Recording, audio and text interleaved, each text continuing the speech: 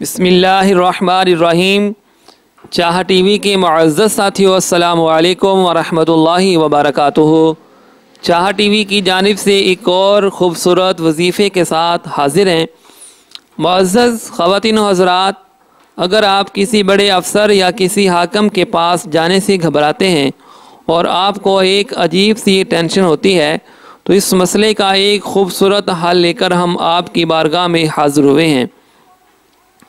अगर कोई किसी हाकम या अफसर के पास जाने से पहले या अज़ीज़ू 41 बार पढ़ ले तो वो हाकिम या अफसर उस पर मेहरबान हो जाएगा।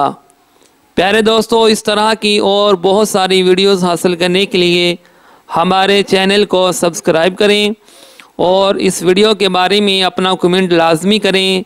बराए मेहरबानी इस वीडियो को लाइक लाजमी करें। जज़ाकल्लाहु खैरा। अस्सलामु अलैकुम व रहमतुल्लाहि व बरकातुहू।